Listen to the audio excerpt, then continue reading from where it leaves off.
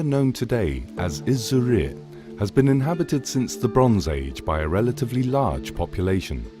Hal Miliri, Hal Leo, Hal Manin, Bubatra, Hal Far, Nigret and Rendi used to form part of the village territory.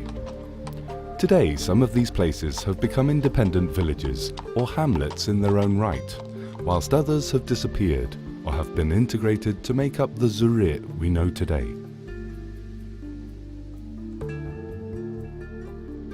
In its efforts to safeguard the cultural and archaeological heritage of the town, the Żurrieq Local Council has initiated several restoration and embellishment projects aimed at promoting and preserving the rich history of the locality.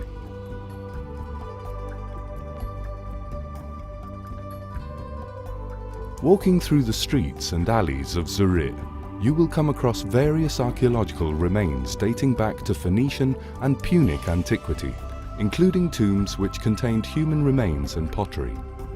Sites such as Tal Bakari have provided us with evidence of religious rituals being performed from Punic, Roman and early Christian periods. Early defence structures in the forms of towers have also been discovered in Tajawar and Zurrieq. In the area of Tasharolla, Paleo-Christian tombs have been unearthed, exposing features rarely found on the island. The same site has also shown evidence of a road network connecting various sites in the area originating from periods prior to the Roman settlement.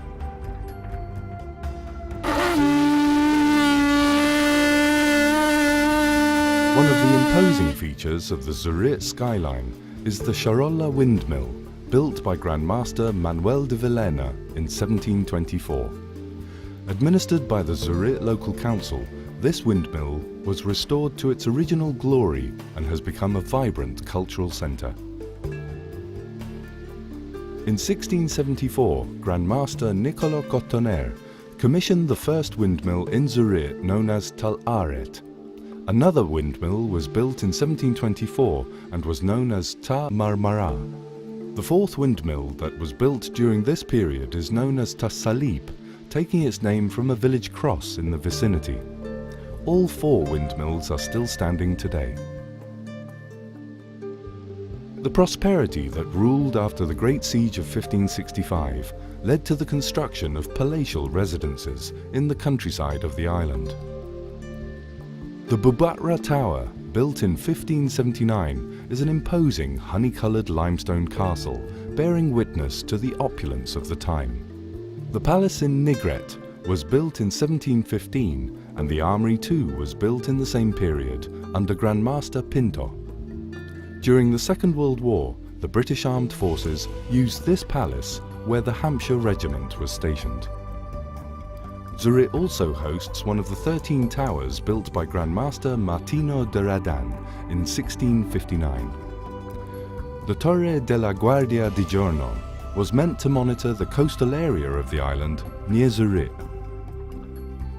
From here, you can appreciate the great coastal views of the locality, which together with its agricultural heritage offers some of Malta's greatest walks and panoramas.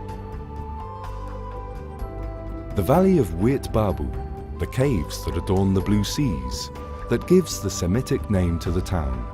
The Blue Grotto is definitely a must-see natural beauty spot, much photographed by visitors to this area. Today, the culture and lifestyle of the people has continued to evolve in the same manner that Żurrieq has developed through the ages and withstood the test of time. The imposing parish church, dedicated to St. Catherine of Alexandria, is embellished with paintings by Mattia Preti and is one of the many churches and chapels scattered around the area, bearing witness to the religious and festive nature of its people. During the year, two great week-long festi are organised by volunteers, members of the local band clubs, each housed in prominent buildings, to celebrate their devotion towards St. Catherine and Our Lady of Mount Carmel.